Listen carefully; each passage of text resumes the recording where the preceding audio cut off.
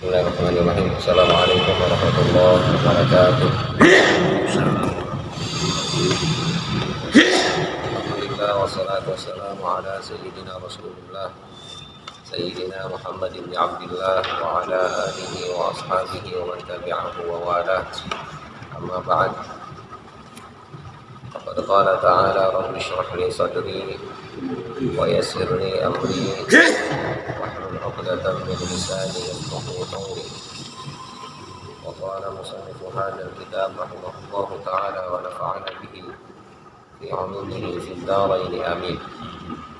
Wa qala Abu Ubaidah Ibnu Al-Jarrah radhiyallahu anhu, Abu Ubaidah bin Jarrah radhiyallahu anhu berkata, qultu ya Rasulullah, saya berkata wahai Rasulullah, ayyu syuhada akramu 'ala Allah azza wa jalla, syuhada mana ya yang lebih mulia di sisi Allah ya. Orang syahid banyak, namun yang paling atau yang lebih utama, yang paling mulia di antara para syuhada itu yang mana? Qala, Rasulullah menjawab, rajulun qama ila walin jairin fa amarahu bil ma'ruf. Masyaallah, berat benar. Wa nahahu 'anil munkar faqatalah. Seorang laki-laki yang berdiri atau menghadap ya, nyamperin kepada pemimpin yang menyeleweng, lalu dia memerintahkannya untuk melakukan kebaikan dan mencegahnya dari kemungkaran, lalu dia membunuhnya ya. Fa illam yaqtulhu, jika dia tidak membunuhnya, fa innal qalama la yajri alaihi ba'da dzalik, sesungguhnya pena itu tidak berjalan padanya setelah itu. Wa in 'asha ma 'asha, ya, meskipun dia hidup sebagaimana dia hidup. Jadi orang yang paling mulia itu adalah orang yang ya ketika melihat pemimpin yang menyeleweng, ya, jair, ya, tidak sesuai dengan koridor, lalu dia mendatanginya. Nah, dia memerintahkan kepada kebaikan, ya, mencegah kemungkaran. Lalu dia ditangkap, dibunuh dia. Ya. Justru itu, lah ya, yang dibunuh ini, ya, seandainya dia tidak dibunuh, ya, maka kata Allah penanya itu udah selesai, udah agak ada lagi catatannya. Paham nggak? Pena itu maksudnya, pena itu adalah catatan kebaikan dan catatan keburukan. Jadi kalau orang punya keberanian, dia menghadap kepada raja yang zalim, raja yang jair, raja yang menyeleweng, raja yang menyimpang dari ajaran, lalu dia mendatangi raja itu, ya, dan dia memerintahkan raja itu untuk melakukan kebaikan, mencegahnya dari kemungkaran, ya. Seandainya dia dibunuh, maka ini adalah syahid yang akram, syahid yang paling mulia.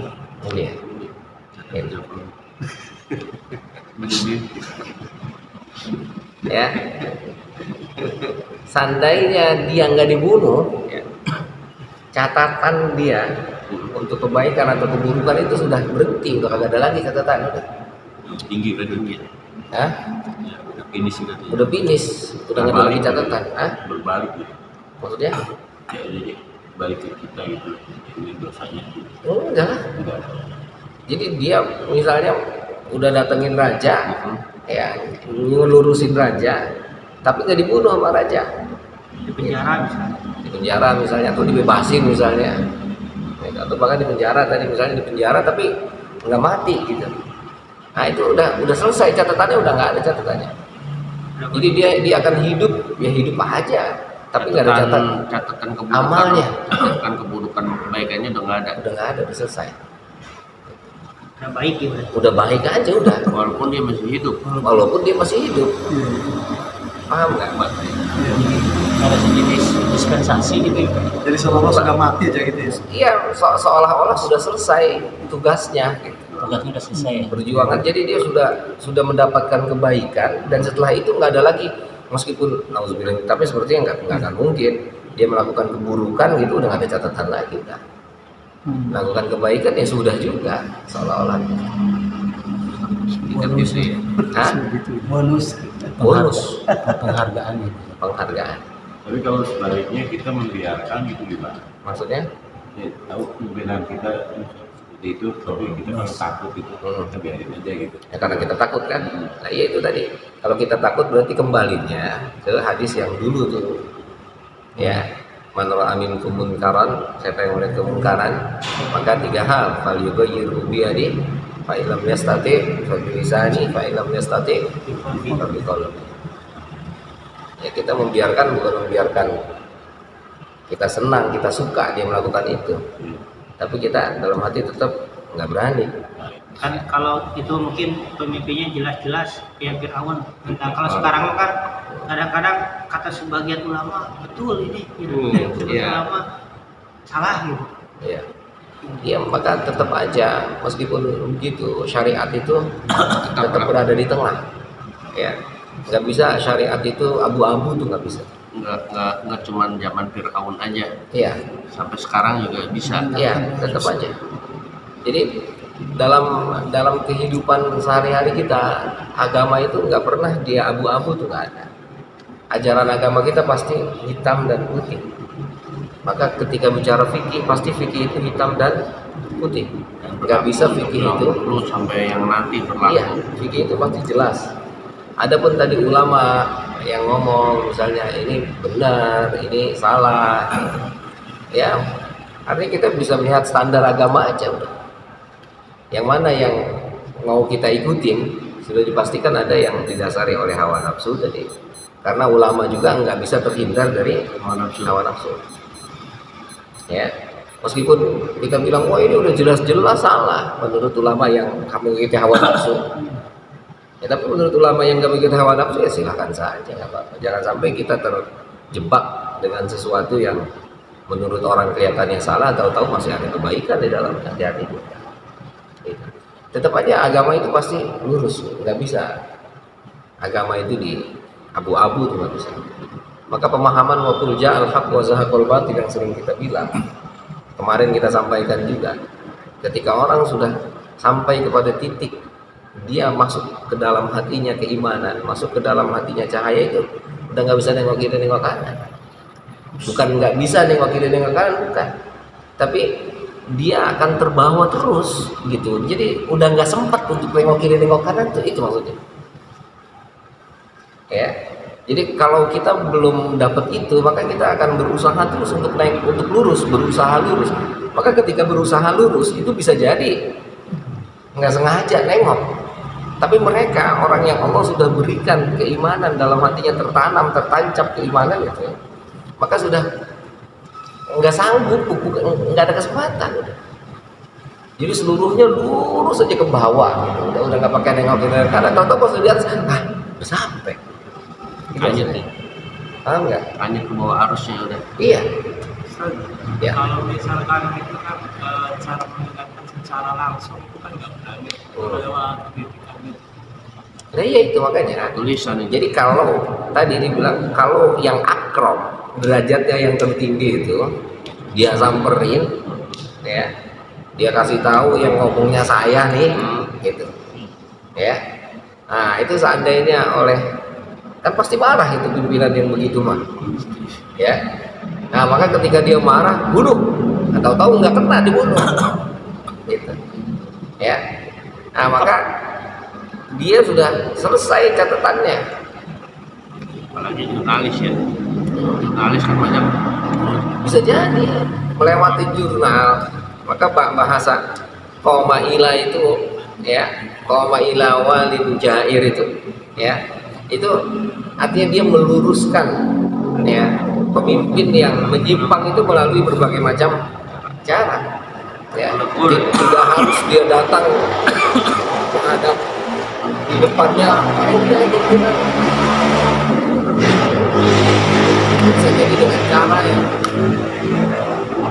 bisa jadi dengan cara yang santun, bisa jadi melalui tulisan, bisa jadi melalui ya banyak hal gitu ya. Tapi tadi ketika kita nggak sanggup, maka ya lakukan apa yang kita sanggup. Paling minim dalam hati kita tidak setuju dengan apa yang dilakukan. Orang ada yang ditangkapin juga kan jurnalis. Nah itu makanya saya bilang ketika itu ditangkap ya, kalau perspektif ini dia ditangkap nggak mati ya berarti dia sudah kebaikan semua isinya. Dia sudah mendapatkan kebaikan itu, dan kebaikan itulah yang menghentikan catatan dia setelahnya. Dia sudah terkategorikan sebagai orang yang syahid. Kalau kita yang kata-kata dilawan bakal bisa. Nah itulah makanya kata kita kan. Iya. Nah iya. Padahal sebetulnya bukan kita kata kita konyol, nggak bisa, karena kita melihat perspektif kita. Kita melihat dengan pandangan kita bahwa ini nggak sampai, ini nggak bisa, gitu kan? Tapi sebetulnya apa bahasanya? Yang penting ada upaya, ada usaha yang kita lakukan. Gitu. Kita jangan menutup pintu seluruhnya, ya. Ketika kita nggak kuat untuk apa ngedorong, gitu. Kata kita terlalu berani itu. Nah iya itu kan gitu. Diri dia. Lah iya, kata kita mah itu ya. Nah, padahal itu satu apresiasi yang Allah berikan kepada dia bahwa dia mampu ya berupaya sekuat tenaga dia untuk menunjukkan ya sesuatu yang benar. Gitu ya. Bagi yang nggak paham kan disalahin juga lagi. Lah ya itu makanya, ya kan? Pak, agama ini kan lurus, saya bilang tadi tuh, kita nggak bisa tuh, ya. Jadi meskipun tadi misalnya ada ulama yang bilang wah enggak, jadi tetap aja mereka punya ulama-ulama yang mendukung pendapat dia, gitu, ya. Bagaimana agar dia ini seolah-olah dilegalkan, dibenarkan, itu mencari dalih, sehingga akhirnya ya tetap aja yang ini pun ya agama itu tadi dibilang lurus dia, nggak bisa agama itu abu-abu, nggak bisa. Maka sudah dipastikan yang benar pasti benar, yang salah pasti salah, gitu. Ya. Oke, jadi ini satu keistimewaan nih yang Allah berikan kepada orang yang ya mau berusaha, ya, yang kata kita tadi konyol, yang kata kita tadi berani-berani lu gitu, makan sendiri akibatnya kan gitu ya. Bodoh itu. Nah kata-kata kita kan apa namanya, bunuh diri namanya kata kita gitu kan ya. Ini ternyata enggak, agama enggak begitu. Kata agama, ketika Anda melakukan sesuatu karena Allah, berupaya untuk menegakkan kalimat Allah, ya, maka Allah akan memberikan penghargaan yang setinggi-tingginya kepada Anda. Itu maksudnya. Tapi tetap saja agama itu nggak bisa, agama itu tadi dipandang sebelah mata, mentang-mentang kita harus menegakkan kalimat Allah, kita bombardir seluruh yang ada yang keburukan, nggak begitu juga. Itu. Tapi tetap caranya harus santun, tetap harus menghargai, tetap harus menghormati. Yang kemarin kita sampaikan bahwa agama itu bukan ngajarin kita untuk membenci personnya. Agama itu ngajarin kita untuk membenci karakternya, untuk membenci sifatnya, gitu. Nah itu harus, berarti kan harus dijaga berbagai macam hal. Itu apalagi institusi. Nah iya kan gitu.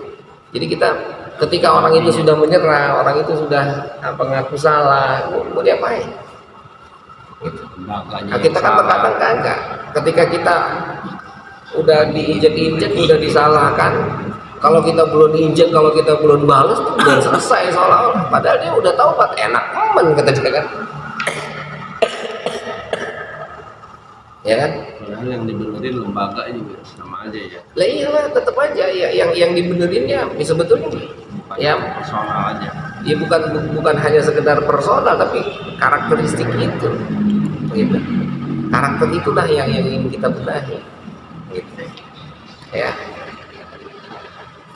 Oke, jadi lagi-lagi ya ini anjuran jangan sampai salah paham juga tadi kita. Artinya salah paham itu ketika ingin membenarkan sesuatu itu, meluruskan sesuatu itu nggak harus dipatahin, nggak harus dihancurin, ya. Maka lakukanlah cara yang terbaik. Baru dikritik aja udah dianggap. Nah itulah makanya. Jadi jangan kan kemarin kita bahas kalau orang berada di dalam kegelapan, maka cara kita untuk membawa dia kepada ke sesuatu yang terang itu tinggal kita bawain lilin, kita bawain api. Nih terang nih, kan gitu. Bukan orang yang berada dalam kegelapan itu kita kupukin, kita tonjokin, kita injak-injak, lalu kita bawa, kita tarik ke tempat yang terang. Gitu. Ya. Islam itu sampai segitu. Gitu. Ya. Paling tidak logika ini akan membawa kita bahwa ternyata ud'u ila sabili rabbika bil hikmati wal mau'izatil hasanati wajadilhum billati hiya ahsan, itu seolah-olah tetap harus ada tahapan-tahapan dalam menyampaikan kebaikan itu. Enggak mentang-mentang kata Nabi, sampaikan kepada pemimpin yang menyeleweng, pemimpin yang sudah keluar dari aturan, sampaikan ke mereka. Gitu. Ya dulu sabar dulu. Ya. Nah, ketika ya maaf misalnya sudah people power, ya lain lagi nanti ceritanya. Ketika orang sudah semua punya konspirasi, artinya semua orang sudah menyatakan itu hal yang tidak benar, akhirnya masih nggak bisa digoyang juga, kita harus turun ke jalan. Ya memang itu yang harus dikerjakan. Itu. Ya, dikarenakan memang tadi tetap aja ya kebaikan itu ya akan bersama seutuhnya. Gitu. Nggak bisa kita menutup mata bahwa wah semua orang semua dalam kesesatan, enggak juga. Itu kalau yang membackup keburukannya gimana? Nah, ya sudah dipastikan mereka berada di golongan yang sama lah. Gitu. Bahkan bisa jadi mereka dapat hukuman, dapat sesuatu yang lebih buruk lagi dari yang melakukan.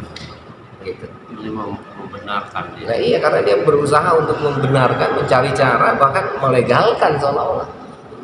Gitu. Itu kan ada kisah di Nabi Musa itu ada namanya Bal'am namanya. Ya, Bal'am itu menurut ahli tafsir punya pengetahuan atau kemampuan itu setara dengan Nabi Musa. Gitu. Sama Ya, cerdas, pinter. Cuman sayangnya Bal'am itu enggak dipilih untuk menjadi nabi oleh Allah. Gitu.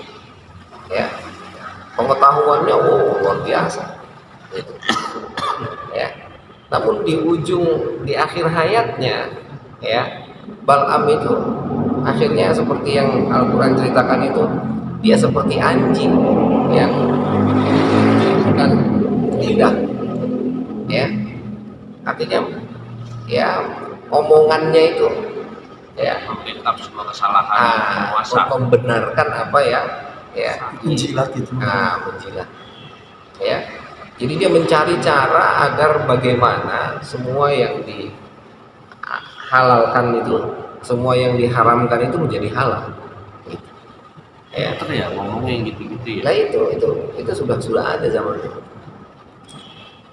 Kalau Bal'am ini kisahnya yang saya baca dari ya beberapa buku tafsir itu, Bal'am itu mau perang dengan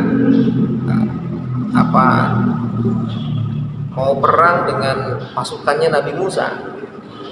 Bagaimana agar bisa menang melawan pasukan Nabi Musa? Karena Bal'am tahu, kata Bal'am ternyata begini caranya, agar bisa menang melawan Nabi Musa, maka caranya kirimkan sesuatu yang halal, sesuatu yang haram kepada pasukan Nabi Musa sehingga akhirnya mereka melakukan sesuatu yang haram. Tapi di matanya kayak halal ya. Ya, jadi agar kaum Nabi Musa itu, pasukannya Nabi Musa melakukan sesuatu yang haram, akhirnya nanti Allah akan benci mereka. Dikirimkanlah minuman keras, dikirimkan perempuan yang cantik. Ya, orang kan mengikuti hawa nafsu. Jangan pakai senjata nih. Nah, iya. Nanti kalau mereka sudah tergiur, sudah larut dalam kemaksiatan, baru nanti kita datang, kita bombardir mereka. Hebat dan cerdas ya. Itu caranya. Itu kan berarti mengharamkan yang Allah halalkan. Ya. Nah, ini udah udah dikasih kode tuh oleh Allah. Ya. Jadi untuk mengalahkan orang muslim itu ya, caranya adalah apa? Kasih sesuatu yang melanggar aturan. Sampai sekarang udah ada itu. Luar biasa. Pasti orang itu yang ngajarin kali dia kali. Lah iya, orang yang nganjurin kayak gitu sama seperti Balaam. Berarti Balaam itu kategorinya adalah dosanya lebih besar ketimbang orang yang kepingin menang tadi. Artinya Balaam berupaya untuk mendengarkan orang yang kepingin menang melawan yang pasukan yang benar. Karena kan generasi kita ayo mau aku gua. Lah iya, kasih itu semua. Biar dia larut, biar dia rusak. Kan kalau Islam ngajarin kan bagaimana Islam ngajarin? Agama itu ngajarin bagaimana agar orang jangan terjerembab ke dalam dosa. Nah, dia malah bagaimana caranya agar orang melakukan dosa. Mereka kan udah memutarbalikkan fakta. Gitu. Senjata nggak bisa. Nah iya, nah kalau kuat ya. Gitu. Hah? Gimana? Lah ya pokoknya semua hal yang bagaimana caranya agar orang Islam itu larut di dalam kemaksiatan, jauh dari Allah, akhirnya pertolongan Allah nggak akan sampai. Yang kata-kata Balaam begitu, dia tahu. Paham kata dia. Nah, iya. Ayo udah, gitu. Ya. Nah ini artinya tetap aja yang seperti ini agama itu ngajarin kita. Nggak bisa ajaran agama, nggak mungkin ajaran agama itu abu-abu, itu nggak bisa. Ajaran agama pasti hitam dan putih. Ya. Jadi toleransi. Nah iya, atas nama toleransi lah, atas nama hak asasi manusia, ya semua hal harus hati-hati kita. Ya. Tapi tetap tadi saya bilang meskipun begitu, Islam nggak ngajarin kita merubah sesuatu itu dengan frontal, nggak bisa. Ya, tetap harus dengan cara yang santun, cara yang baik. Itu inti ajaran kita itu pasti ke sana. Nggak mungkin ajaran Islam itu untuk membardir itu nggak ada. Ya. Di Rasulullah itu ketika mengajarkan perang itu nggak langsung serang aja udah. Harus ada negosiasi. Ketika negosiasi sudah dijalani, ternyata emang gak denger, ayo kita perang. Ketika perang pun jangan-jangan udah sampai sana orangnya nyerah. Jadi kan seperti Fathul Makkah begitu. Ketika Nabi datang dari Madinah dengan ribuan orang, gitu, ya masuk kota Mekah, siap-siap kita mau perang. Tahu-tahu pas masuk ke dalam kota Mekah, orang Mekah udah ampun semua, udah nyerah. Lah nggak diobatin lah. Lah kalau katanya itu ngikutin hawa nafsu pasti dihabisin itu.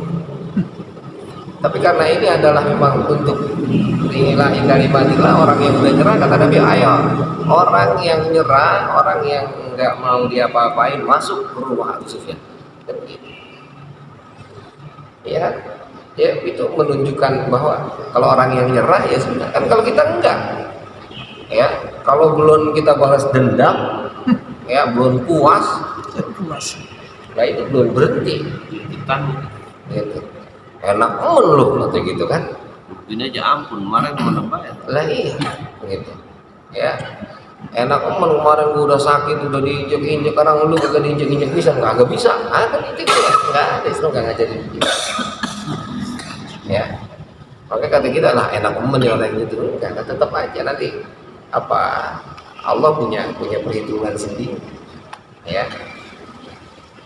Jadi kita jangan menjadi Allah untuk memberikan hukuman ya semau kita.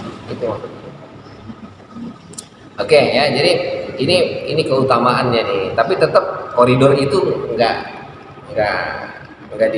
dilewati kan. Tetap koridor itu harus ada santunnya, baiknya. Ya. Juga tapi salah. Gimana? Baru diduga utang. Lah iya itu ya itu makanya ketika dia, jadi artinya di satu sisi agama mengajak kita untuk kulil haqqo walau kana murran. Satu sisi agama kita mengajarkan katakanlah kebenaran meskipun itu pahit. Gitu. Ya. Tapi di sisi lain agama juga tetap ngajarin kita untuk santun. Gimana caranya? Gitu. Ya. Jangan mentang-mentang kulil haqqo walau kana murran itu ngelihat orang di pinggir jalan, wah, ini orang ini maksiat aja. Enggak juga. Gitu. Inilah butuhnya pendidikan, butuhnya pengetahuan, ya. Bahwa Rasulullah itu ketika turun diberi wahyu oleh Allah untuk mengajak kepada kebaikan itu dengan santun. Ya. Kalau kita mau lihat berapa kali Rasulullah disakiti dan berapa kali Rasulullah didatangi oleh malaikat Jibril untuk Muhammad, kasih saya mandat, langsung akan saya turunkan gunung itu ke mereka tuh, timpain gunung dah. Tutup sama gunung dia itu. Lah kalau Nabi Muhammadnya saya mau udah habisin aja, jangan habisi saya sekalian. Lah iya kan biar tahu saya itu sakti kan gitu. Lah kan enggak ada Nabi Muhammad. Tahu siapa gua? Emang siapa kan? Emang abang siapa banget gitu. Bisa orang tahu ya. Allahu Akbar. Ya. Jadi apa namanya? Ya, ini orang yang Allah berikan keistimewaan. Ya. Jadi tetap aja semua hal prosedur itu nggak bisa dilawan. Jadi jangan kita terlalu keras. Artinya keras itu nggak pakai otak. Jadi Islam itu ngajarin kita untuk menggunakan otak. Ya juga kita bawa konyol semua orang. Ya enggak, itu juga nggak boleh kita mengatakan orang itu konyol juga. Ya, janganlah, itu usaha yang sudah dia lakukan lah. Itu untuk menegakkan kalimat Allah. Gitu. Ya, jadi kita harus tetap aja istilah moderasi itu sebetulnya Islam udah ngajarin kita untuk moderat terus. Gitu. Ada di tengah moderat itu. Ya, Masih ada yang berani. ya iya kan. Kalau ada yang berani, ya kalau berani nggak perhitungan, itu semua orang akan mengatakan itu namanya bukan berani, nekat namanya. Orang yang berani itu dengan berbagai macam pertimbangan, dengan berbagai macam perhitungan, itu yang dimaksud dengan berani. Maka dalam istilah Arab itu antara jariah, ya, itu sifat nekat. Diterjemahkan berani itu maksudnya nekat. Gitu. Tapi kalau istilah syuja', berani yang dengan pertimbangan, Ada ilmunya. ada ilmu. Gitu. Oke, ya. Jadi kita tetap aja ke kawan-kawan yang terlalu ekstrim ya nggak boleh juga. Ini sudah nggak mau, udah nggak boleh, ini harus, udah sabar dulu. Gitu. Wa qala Al-Hasan Al-Basri rahimahullah, ya sama ini memperkuat yang di atas tadi. Hasan Al-Basri rahimahullah berkata, qala Rasulullah sallallahu alaihi wasallam, Rasulullah bersabda, afdhalus syuhada'i ummati rajulun, ya, qama ila imamin jairin, gitu. Ya. Para syuhada dari umatku yang paling utama itu adalah rajulun, seorang laki-laki, qama ila imamin jair, ya, yang berdiri, yang mendatangi, ya, kepada imam yang jair, imam yang penyeleweng, ya, tidak sesuai dengan tuntunan. Fa amarahu bil ma'ruf, lalu memerintahkannya kepada kebaikan. Jadi bukan ngedatengin ikut kopi bareng sama mereka, bukan. Ini ngedatengin malah ngikut, malah parah lagi, ya. Tapi fa'amarahu bil ma'ruf wa nahaa 'anil munkar. Faqatalahu 'ala dzalik. Lalu akhirnya si raja itu, ya, si wali tadi, si imam tadi membunuh dia atas hal itu. Fadzalika syahid, maka orang yang syahid itu manzilatuhu fil jannah, ya, posisinya di surga baina Hamzah wa Ja'far. Allah. Ya, di antara ya Sayyidina Hamzah dan Sayyidina Ja'far. Allah, coba. Ya, meskipun enggak ada di bawah ataupun di atas, ya paling enggak di tengah-tengah. Artinya ini afdal gitu. Ya, luar biasa. Auhallahu ila Yusha, kita habisin bab ini dikit lagi nih. Auhallahu ila Yusha, Allah mewahyukan kepada Yusha bin Nun alaihi salam, anni muhlikun min qaumika. Ya, bahwa aku, kata Allah, muhlikun, ya, akan merusak, menghancurkan, min qaumika, kaummu, arba'ina alfan min khiyarihim, 40.000 yang terbaik di antara mereka, kata Allah. Ya, Allah memberikan wahyu kepada Nabi Yusha, ya, Allah akan menghancurkan 40.000 orang terbaik dari umatmu. Wasittina alfan, ya, dan 60.000 min syirarihim, dari orang yang terburuk di antara mereka. Ya. Faqala, lalu Yusha berkata, ya Rabbi, wahai Tuhanku, haula'il asyrar, mereka orang yang buruk. Ya wajarlah kalau buruk, terus Allah hancurkan, ya emang dia melakukan keburukan. Tapi fama balul akhyar, bagaimana dengan yang melakukan kebaikan? Baik, melakukan kebaikan dihancurin juga, gimana ceritanya? Qala, ini dia nih. Ya, Allah menjawab, kenapa orang yang 40.000 juga dihancurkan? Ya, seperti kemarin kita sampaikan, innahum lam yaghdibu li ghadabi. Karena mereka apa? Tidak marah karena aku marah. Ya. Wa wakaluhum wa syaribuhum, ya. Dan mereka makan dan minum bersama mereka. Nah, itu tadi, datengin ke raja, tahu-tahu enak ya, ngopi bareng jadi. Ini yang nanti akan dihancurkan oleh Allah. Paham ya? Jadi mikut. Jadi artinya dia marah bukan karena marah karena Allah. Karena nggak diajak kali. Marah karena nggak diajak. diajak mati. Lah iya. Makanya kita kudu hati-hati juga. Makanya tadi saya bilang jangan mudah kita katakan sesuatu yang kita benar itu salah, tahu-tahu ya ternyata kita kepengen diajak karena kita tidak berada dalam posisi itu. Iya mang, wangi orang mana mang, ajak dulu mang. Iya, nah itu harus hati-hati tuh ya. Jadi dan kita ketika melihat yang seperti itu dan akhirnya kita pun apa bahasanya tadi ya, kita nggak bisa, paling nggak kita nggak suka aja udah ya.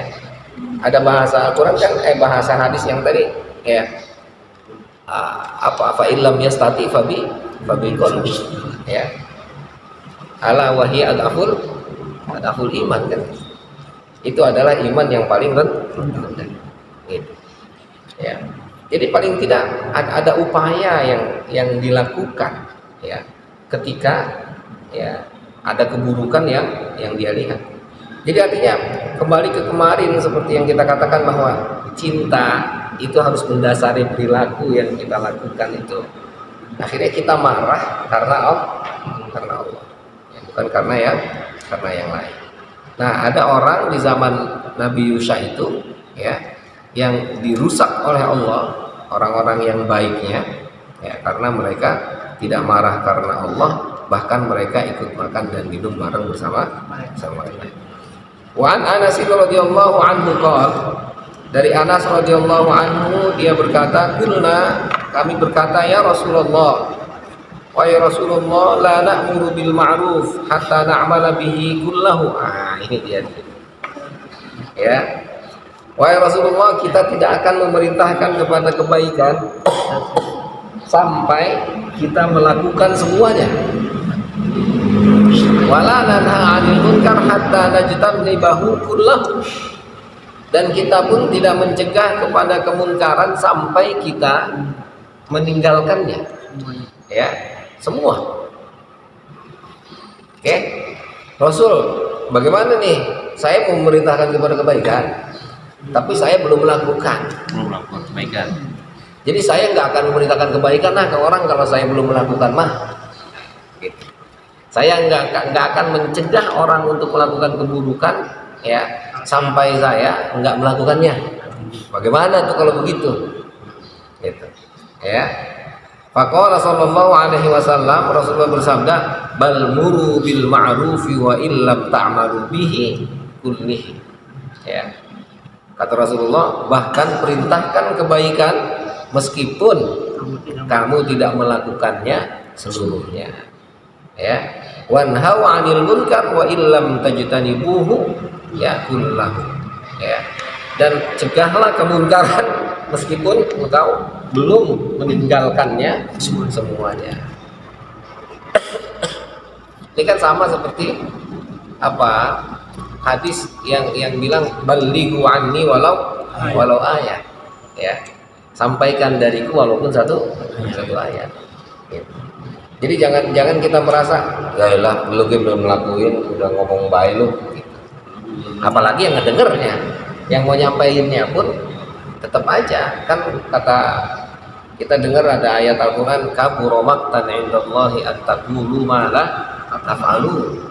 Itu kan sangat besar dosanya menurut Allah ketika kamu melakukan sesuatu yang tidak kamu kerjakan. Gitu. Tapi bukan berarti akhirnya kita berhenti untuk mengajak kepada kebaikan. Itu maksudnya. Ya. Justru malah bisa jadi ketika kita mengajak kepada kebaikan yang belum kita lakukan, itu jangan-jangan itu pun merupakan doa dari kita agar kita bisa melakukan itu. Ya, jadi jangan Ustadz nggak pernah sih Ustadz ngajakin kita untuk sholat tahajud. Wah saya emang nggak berani ngajakin tahajud karena saya belum pernah tahajud. Enggak, jangan lah, ajak. Jangan-jangan ketika kita ngajak tahajud itu pun merupakan doa sekaligus buat kita agar kita tahajud. Nah itu tahajud. Nyuruh sholat tapi dia nggak sholat. Nah itu nyuruh sholat tapi dia nggak sholat. Kita jangan ngelihat lu nyuruh gua gitu kan kagak sholat. Jangan. Kalau orang yang diajak nggak boleh begitu. Ini sekarang perspektifnya adalah perspektif yang ngajak. Belum berani ngajak sedekah karena saya belum sedekah. Nah itu maksudnya. Gitu. Kata Rasul jangan, ajak aja meskipun kamu belum sedekah. Jangan-jangan itu pun nanti akhirnya menjadi doa untukmu agar kamu bisa sedekah. Paham maksudnya?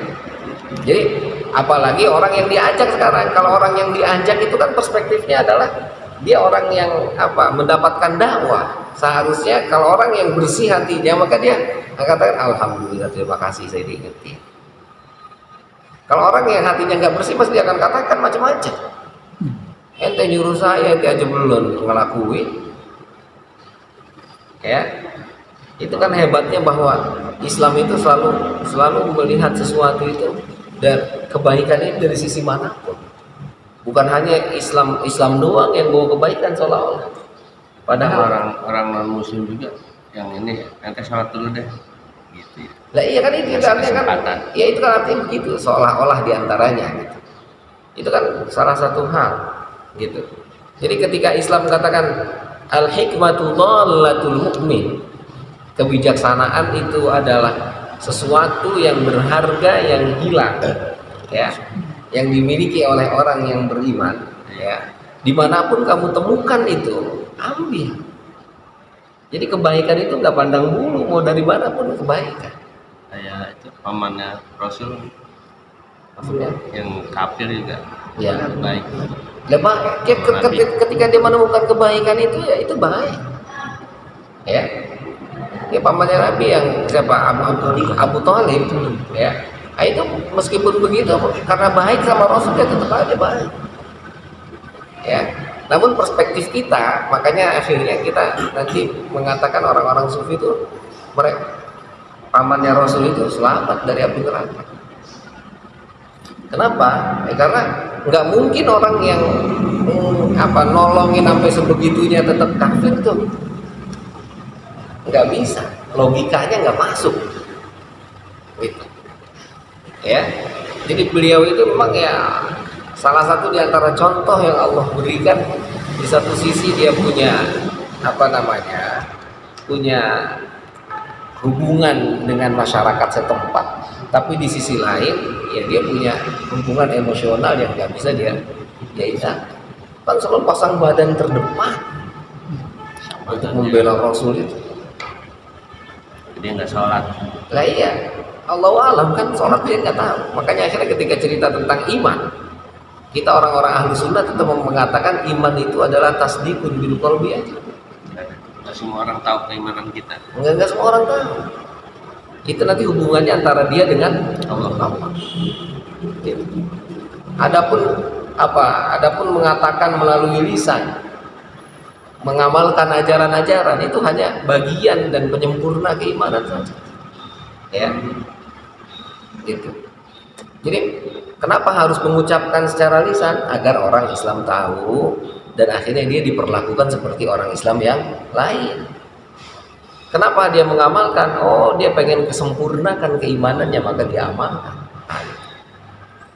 Nah, itu yang dimaksud dengan iman. Akhirnya kalau perspektif iman ini kita pakai untuk pamannya Nabi, Allah bisa jadi hatinya udah beriman. Karena nggak mungkin orang mau nolong tuh kalau nggak percaya bagaimana mau nolong, Pak?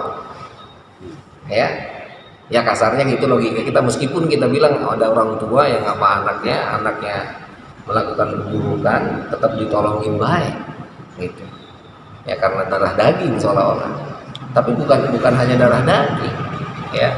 Ini kaitannya dengan keimanan dan dengan ketakwaan.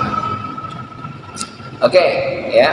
Jadi artinya kembali lagi bagi kita jangan takut ya ketika kita melakukan kebaikan. Kita memerintahkan kepada kebaikan, jangan saya belum melakukan, saya nggak berani ngajak. Enggak. Ya berharap ajakan kita itu sekaligus sebagai doa agar kita bisa melakukan. Maka akhirnya ujungnya nanti ketika kita ad-dinun nasihat, agama itu adalah nasihat. Maksudnya agama itu adalah sesuatu yang mampu mengingatkan kita yang ngomong, ya, sekaligus untuk mengingatkan orang yang kita ajak. Jadi bukan hanya sekedar ayo kita ngajak orang seolah-olah kita yang paling baik, jadi ngajak orang, bukan. Jadi kita ngajak orang itu karena kita juga sama, lagi belajar bareng. Ayo kita bareng-bareng. Sehingga nggak ada yang lebih mulia, nggak ada yang lebih putih, nggak ada yang lebih lurus, nggak ada yang lebih tinggi, nggak. Ayo bareng-bareng sama-sama. Saya pun masih belajar. Ya. Oke, terakhir wa ausa ba'dus salaf ya banihi. Sebagian ulama salaf berwasiat kepada anak-anaknya. Ya. Faqala, lalu dia berkata, idza arada ahadukum, jika menginginkan salah satu dari kalian an ya'muru bil ma'ruf, memerintahkan kepada kebaikan, falyuwattin nafsahu 'ala sabri. Ya, maka dia menanamkan di dalam dirinya kesabaran. Ya, jadi memerintahkan kepada kebaikan itu membutuhkan kesabaran yang tinggi. Wal yasik bisawabi minallah, dan harus yakin, harus pede ya dengan pahala yang akan datang dari Allah. Faman wasiqa bisawabi minallah, siapa orang yang pede, yang yakin ya terhadap pahala yang datang dari Allah, lam yajid, maka dia tidak akan mendapatkan masal adza, ya, sentuhan keburukan. Ya, hebat kan itu, ya. Nah kita bagaimana tuh Ustaz? Sekarang ketika dia tadi menyampaikan kebaikan lalu dia ditangkap, ya kan? Atau bahkan dia di penjara, dia disiksa, gitu kan? Jadi bukan hanya sekedar dibunuh, minum cyanida masih enak langsung mati dia. Ini mau disiksa dulu, katanya nggak mendapatkan keburukan, lam yajid masal adha, dia tidak akan mendapatkan sentuhan akan keburukan. Tapi itu buruk, kata kita buruk, kata dia apa belum tentu. Ya, itu banyak kisah, ya, diantaranya kisah Al-Hallaj itu, ya, ketika Hallaj itu disiksa, dia bukan malah merasa disakiti, ya, dia malah merasa, oh, kasih sayang Allah itu semakin kelihatan menurutnya, ya, kok bisa begitu? Kenapa nggak bisa? Ya, kalau orang sudah cinta maka apapun, ya, Banyak akan sakit. iya, maka nggak ada yang sulit, nggak ada. Maka wajar kalau kita dengar ada ulama yang sering mengutip Rabi'ah Adawiyah mengatakan, ya Tuhan Allah, saya mengharapkan ridho-Mu. Jika Engkau ridho dan aku akan dapatkan ridho-Mu itu melalui neraka yang telah Engkau ciptakan, aku akan masuk ke sana untuk mendapatkan ridho. Ya, artinya udah nggak pandang apapun. Karena yang dia inginkan adalah ridho. Mau kemana ke? Yang penting dapat ridho. Kalau kita kan enggak, kita ini selalu yang kita lihat, satu sisi kita pengen esensi, tapi formalitasnya tetap aja kita lihat. Bajunya kita lihat juga, gitu. Ya. Jadi bungkusannya kita lihat juga. Kalau ini enggak, kalau Rabi'ah Adawiyah udah nggak pandang bungkusan. Ya, mau dibungkus apa ke? Kalau itu keburukan kagak mau. Sejelek apapun dibungkusnya, ya, tapi isinya itu adalah kebaikan, dia akan terima dengan senang hati. iPhone 15 itu bingkisannya jelek, terus kita dikasih itu, kita tahu isi iPhone 15 gimana tuh, terima kagak? Bagus, orang paling bagus. Lah, mau jelek bungkusannya kayak lah diterima baik, Dekor. karena udah tahu isinya Bagus. iPhone 15. Bungkusannya kayak koran bekas. Bungkusannya koran bekas, isinya ATM, udah ada pinnya, ada duitnya 100 juta. Lah, siapa yang kagak mau itu? Kan gitu. Ya. Lah, kalau di dalam itu ada surat tulisan. Ada surat tanah mau dibungkus kayak apa ke lah? Siapa yang mau? Karena udah pada kucel banget ya. Lah iya, udah kucel, udah jelek banget, itu girik gitu. Dia itu sebelah udah makanin rayap aja. Lah iya, lah dia terima dengan senang hati. Coba itu kalau misalnya isinya adalah perlengkapan Anda, dibungkusnya cakep banget, Amplopnya kuning. amplopnya cakep, pas dibuka Anda tertangkap. Mau bilang apa? Meteran juga. Iya. Itu kan cerita bahwa bungkus dengan isi ada sesuatu yang berbeda. Ya. Kalau udah cinta mah diapain juga nggak sakit ya. Enggak. Ya. Ditabuk ya kagak sakit. Lah ya, Jadi lama udah cinta. Lah ya, bagian sakit dia udah dirasain sakit, malah seneng. Aduh, katanya. Malah kurang katanya. Ya. Ya iya, ini kan begitu. Cinta itu begitu. Ya. Karena tadi saya bilang ini enggak berbeda dengan apa yang tadi sampaikan di awal. Ketika orang sudah dikasih hidayah, ketika cahaya itu sudah masuk ke dalam hati seseorang, maka dia akan dibawa oleh Allah. Ya, Enak Dia- nih udah. dia diajak terus tuh, udah kagak nengok kiri nengok kanan, nggak sempet nengok kiri nengok kanan, nggak sempet. Nasi Ya. pare gitu manis buat manis. Buat Manis. Justru malah parah itu yang bikin enak itu. Iyalah, Enak bang, enak ini. ya. Jadi memang luar biasa itu. Biasa ya. Ya. Benar. Jadi betapa dasarnya itu memang tetap adalah cinta itu. Ya. Bagaimana ya ketika dia cinta, maka akhirnya tadi bagaimana memupuk cinta itu. Ya. Yakinkan bahwa ya semua ini gerak-geriknya Allah yang kasihnya. Itu intinya. Tadi gue pikir dulu pasti saya kasihan dia mah. Ya, dia mah kagak. Kata kita mah kasihan. Gitu. Padahal dia lagi menikmati. Gitu. Cinta Ya. ya. Ya karena cintanya itu. gitu ya. Jadi kalau kata ulama salaf kepada anak-anak mereka, jika kamu ingin memerintahkan kepada kebaikan, maka lakukanlah dua hal. Yang pertama, tanamkan kesabaran dalam dirimu, ya. Yang kedua, yakinkan dirimu bahwa pahala itu pasti akan Allah berikan kepadamu. Jadi untuk memedaikan diri, ya, mengajak kepada kebaikan, ya. Nah ini langkah yang harus kita lakukan di awal. Tapi nanti ke depan, ya, ketika Allah menuntun itu, udah kagak nengok kiri nengok kanan, udah lurus aja.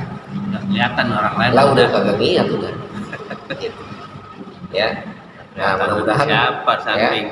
Nah, mudah-mudahan kita semua diizinkan oleh Allah untuk menikmati ya kenikmatan ini, ya, karena ini kenikmatan yang luar biasa.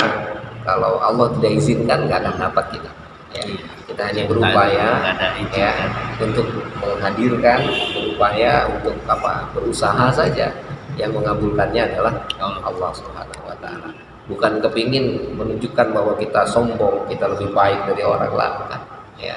Karena yang punya kehendak sepenuhnya adalah Allah Subhanahu wa taala. Ya, mudah-mudahan Allah izinkan kita untuk merasakan kenikmatan itu, ya.